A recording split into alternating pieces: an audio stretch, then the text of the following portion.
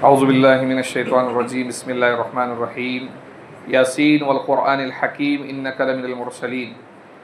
गुज़िश्ता कल सूरह यासीन के बारे में आपके सामने वज़ाहत हो चुकी है कि इस सूरत का फ़ायदा क्या है। अब एक बात इसको ज़हन नशीन करें आप कि अल्लाह रब्बुल इज़्ज़त ने पूरा कुरान एक साथ आप सल्लल्लाहु अलैहि वसल्लम पर नहीं उतारा है। पहले आसमान पर पूरा कुरान एक साथ उतरा 27 रात के अंदर, उसके बाद हुज़ूर अकरम सल्लल्लाहु अलैहि वसल्लम पर जैसे जैसे मौका वैसे वैसी आयतें नाजिल हुई। एक साथ पूरी सूरत ऐसा भी नाजिल नहीं हुई। बाज़ मरतबा एक सूरत नाजिल हुई, जैसे सूरह फातिहा एक साथ नाजिल हुई। बाज़ मरतबा सूरतें थोड़ी थोड़ी नाजिल हुई। तो सूरह यासीन जो आप सल्लल्लाहु अलैहि वसल्लम पर नाजिल की अल्लाह ताला ने, हुज़ूर अकरम सल्लल्लाहु अलैहि वसल्लम एक मरतबा खाने काबा के पास कुरान शरीफ ज़ोर से पढ़ रहे थे और मक्का के कुफ़ार काफिर लोग हुज़ूर अकरम सल्लल्लाहु अलैहि वसल्लम के कुरान पढ़ने को नापसंद करते थे। इसलिए वो लोग हुज़ूर अकरम सल्लल्लाहु अलैहि वसल्लम को मारने के लिए नऊज़ बिल्लाह चले गए। लेकिन जिसको अल्लाह रखे उसको कौन चखे, और जिसको अल्लाह न रखे उसको सारी दुनिया चखे। तो जब वो लोग मारने के लिए चले गए तो अल्लाह ताला ने उनके साथ ये मामला कर दिया कि उनके आंखों की रोशनी चली गई। हुज़ूर सल्लल्लाहु अलैहि वसल्लम कुरान पढ़ रहे थे, वो मारने के लिए चले गए, आंखों की रोशनी चली गई। तो बाद में से हुज़ूर अकरम सल्लल्लाहु अलैहि वसल्लम के पास आए और अल्लाह का वास्ता देकर और ख़ानदान का वास्ता देकर, इसलिए कि हुज़ूर सल्लल्लाहु अलैहि वसल्लम की बिरादरी बड़ी थी और पूरे मक्का के अंदर जितने लोग थे सबके ख़ानदान से आप सल्लल्लाहु अलैहि वसल्लम का ख़ानदान का कहीं ना कहीं ताल्लुक़ मिलता था। इसलिए ख़ानदान का वास्ता देकर, अल्लाह का वास्ता देकर माफ़ी मांगने लगे और आप सल्लल्लाहु अलैहि वसल्लम ने दुआ कर दी तो उनकी आंखों की रोशनी वापस आ गई। तो सूरह यासीन की शुरू की 7 आयतें हैं, वो 7 आयतें इन्हीं लोगों के बारे में अल्लाह ताला ने नाज़िल की। और अल्लाह ने बताया कि वल कुरानिल हकीम, कि हम कुरान हकीम की कसम खाकर कहते हैं। अल्लाह ने कसम खाई। और ये पूरे पैगंबर आदम अलैहिस्सलाम से लेकर हुजूर अकरम सल्लल्लाहु अलैहि वसल्लम तक 1 लाख से ज़्यादा जितने पैगंबर कमोबेश आए, किसी पैगंबर के लिए अल्लाह ने कसम नहीं खाई कि ये पैगंबर हैं। कहाँ अल्लाह ने पैगंबर हैं और अल्लाह ने कह दिया तो फैसला हो गया। लेकिन हुजूर अकरम सल्लल्लाहु अलैहि वसल्लम की पैगंबरी और रिसालत की बारी आई तो अल्लाह ने कसम खाकर कहा वल कुरानिल हकीम, और उस कुरान की कसम खाकर कहता हूँ जो हिकमत से भरी हुई है, दानिशमंदी की बातों से भरी हुई है। इन्नका लमिनल मुरसलीन, बेशक आप पैगंबरों में से हैं। यह हमारे नबी अकरम सल्लल्लाहु अलैहि वसल्लम का इम्तियाज़ था। अब कुरान हकीम, अब सबसे पहले हमें यह मालूम होना चाहिए कि कुरान को कुरान क्यों कहा जाता है। ये भी हमें मालूम होना चाहिए ना कि कोई आदमी पूछे कि भाई फलाना चीज़ को नमाज क्यों कहा गया। सलात, अरबी ज़बान में सलात बोलते हैं। तो कुरान को क्यों कुरान कहा जाता है। कुरान असल में है करा यकरऊ से बना हुआ लफ्ज़ है, माने पढ़ना। कुरान ऐसी किताब है जिसको बार बार दुनिया में पढ़ा जाता है और पूरी दुनिया में, चैलेंज के साथ बोल रहा हूँ, पूरी दुनिया के अंदर कुरान का ही हाफिज मिलेगा। इंजील का, तौरेत का, ज़बूर का आज इस दुनिया में इस वक्त कोई धर्म की कोई किताब का हाफिज नहीं मिल सकता। कोई भी धर्म का, कोई भी मजहब की कोई भी किताब हो, उसका हाफिज पूरी दुनिया में कुरान करीम को छोड़कर नहीं मिल सकता। कहीं नहीं मिलेगा आपको, गारंटी के साथ बोल रहा हूं मैं।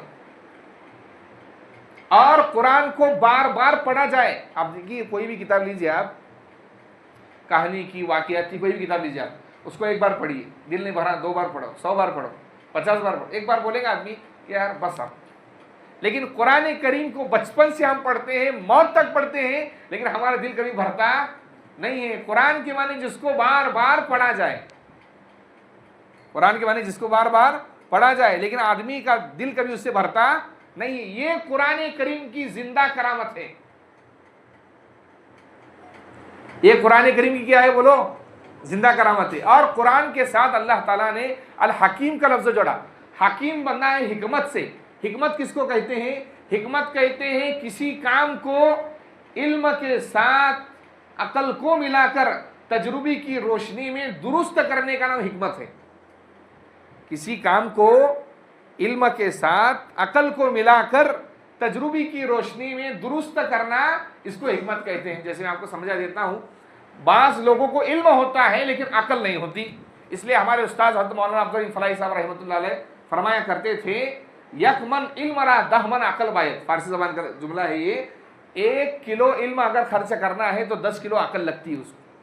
कितनी लगती है? 10 किलो। जैसे एक बादशाह ने ख्वाब देखा, ख्वाब में क्या देखा, रात में सोया हो और ख्वाब में देखा कि उसके सब दांत गिर गए, सब दांत गिर गए, 2 ही दांत बचे हुए सामने ही। अब परेशान हो गया। सुबह के अंदर जो ख्वाब की ताबीर बताने वाले लोग थे उनको बुलाया, और भाई तो एक को बुलाकर पूछा, तो उसने ताबीर में क्या कहा, ताबीर बताने वाले, इसको मुआब्बिर बोलते, ताबीर बताने वाले को। उसने कहा, बादशाह तुम्हारे खानदान के सब लोग मर जाएंगे। बादशाह ने कहा, इसको उठाओ जेल में डालो, उसने हमारे खानदान को मारने के पीछे पड़ा है, डाल दिए जेल में। अब दूसरा ताबीर बताने वाला आया। अब वहां पर भी बादशाह ने पूछा कि भाई ये दांत मेरे सारे गिर गए, 2 ही दांत बचे। तो कहा, बादशाह आपकी उम्र सारे खानदान में सबसे बड़ी है। दोनों का मतलब एक ही है, दोनों का मतलब एक ही है, क्योंकि बादशाह रहने वाला था, बाकी तो सब जाने वाले थे जल्दी। लेकिन दूसरे वाले ने अकल का इस्तेमाल किया, सिर्फ इल्म का इस्तेमाल नहीं किया, इसलिए बच गया। अब बाज़ लोग इल्म के साथ अकल को इस्तेमाल करते हैं। जैसे हज़रत इब्ने अब्बास हज़रत अब्दुल्ला इब्ने अब्बास रज़ी अल्लाह तआला के पास एक आदमी आया, कुरान करीम की आयत है, वमन यक़्तुल मुमिना मुतअम्मिदन फजज़ाउहु जहन्नम खालिदन फ़ीहा, जो कोई आदमी किसी मुसलमान को जानबूझकर कत्ल करेगा वो हमेशा हमेशा जहन्नम में रहेगा। ये आयत का तर्जमा है। अब उसका मतलब ये है कि वो मुसलमान है मारने वाला, तो एक न एक दिन सज़ा भुगतने के बाद वो जहन्नम से निकालकर अल्लाह ताला ईमान की वजह से उसको जन्नत में दाखिल करेंगे। अब्दुल्लाह इब्ने अब्बास रज़ी अल्लाह तआला के पास एक आदमी आया और शागिर्द सब सामने बैठे हुए थे उनके। तो पूछा कि क्या कहते हो, किसी मुसलमान को मारना कैसा है, क्या वो जहन्नम में हमेशा रहेगा? हज़रत अब्दुल्लाह इब्ने अब्बास ने कहा, वो हमेशा रहेगा। क्या कहा? हमेशा रहेगा। अब वो आदमी मसला सुना उसने और चला गया। अब दूसरा आदमी थोड़ी देर के बाद आया, उसने कहा, अब्दुल्ला इब्ने अब्बास एक मसला पूछना है। कहा, क्या है? तो कहा, क्या किसी आदमी ने किसी आदमी को जानबूझ के मारा, मारने वाला मुसलमान और मरने वाला भी मुसलमान हो, तो क्या है? तो कहा, जो जिसने मारा है वो जहन्नम में जाएगा, थोड़े दिन रहेगा, सज़ा भुगतेगा, फिर अल्लाह उसको जन्नत में निकाल कर डाल देंगे। अब जो शागिर्द बैठे हुए थे वो पूछने लगे कि ये हमको माजरा समझ में नहीं आया, क्या मसला है ये? तो कहने लगे अब्दुल्ला इब्ने अब्बास, पहला जो आदमी आया था वो गुस्से की हालत में था, अगर मैं उसको बोल देता थोड़ी दिन के बाद जन्नत में जाएगा, वो किसी न किसी को जाकर जरूर मार देता। और दूसरा जो आदमी आया था वो नफ्स से मसला, सिर्फ मसला पूछने के लिए आया था, तो मैंने उसको मसले की वजाहत कर दी। अब देखिए, इल्म के साथ अकल का इस्तेमाल किया, और क्या है, इल्म भी हो, अकल भी हो और तजुर्बा हो, तो काम पूरा दुरुस्त हो जाता है। जैसे हुजूर अकरम सल्लल्लाहु अलैहि वसल्लम के ज़माने में एक देहाती सहाबी, देहाती यानी नए नए मुसलमान बने थे, खेड़े के, वो आए और जो है उनको मालूम नहीं था मस्जिद में पेशाब करना जायज़ है क्या नहीं, तो मस्जिद नबवी के अंदर पेशाब करना शुरू कर दिया। अब जितने सहाबा थे मारने के लिए दौड़े उनको, हुजूर सल्लल्लाहु अलैहि वसल्लम ने कहा, क्या रे, रुको, सारे सहाबा को रोका, आप अपना काम कीजिए। फिर वो पेशाब करने के बाद फारिग हो गए, तो हुजूर सल्लल्लाहु अलैहि वसल्लम ने कहा सहाबा को, जाओ वो पेशाब पर पानी डाल दो, उस पर क्या कर दो, पानी डाल दो। फिर उस देहाती साहबी को बुलाया और कहा, देखो मस्जिद अल्लाह का घर होता है, इसके अंदर गंदगी नहीं फैलाई जाती, तो इस तरीके से आपको नहीं करना चाहिए। अब हुजूर सल्लल्लाहु अलैहि वसल्लम की इतने बोलने से, यानी हुजूर अकरम सल्लल्लाहु अलैहि वसल्लम देखिए, अब उसको रोका नहीं। क्यों नहीं रोका? अगर पेशाब करते करते आदमी रुक जाता है बीच पेशाब में, उसको बीमारी हो जाती। क्या हो जाती है? उसके जिस्म का भी ख्याल किया हुजूर अकरम सल्लल्लाहु अलैहि वसल्लम ने कहा, आप फारिग होने दो उसको। हमारे यहाँ कोई होता, हमारे जैसा मौलाना, तो लकड़ी लेकर उसके पीछे पड़ता, फारिग होने दो उसको। फारिग होने के लिए दिया हुजूर सल्लल्लाहु अलैहि वसल्लम। और फिर जब हुजूर सल्लल्लाहु अलैहि वसल्लम नमाज पढ़ी पीछे, और वो देहाती साहब खड़े रहे, तो दुआ क्या करने लगे? दुआ क्या उन्होंने जोर से कहा कि अल्लाह ताला मेरी और मोहम्मद की मग़फ़िरत फरमा, और किसी की नहीं। कहा मेरी और मोहम्मद की मग़फ़िरत और किसी की नहीं। तो हुजूर सल्लल्लाहु अलैहि वसल्लम ने उनको बुलाया, नमाज के बाद का क्या दुआ की?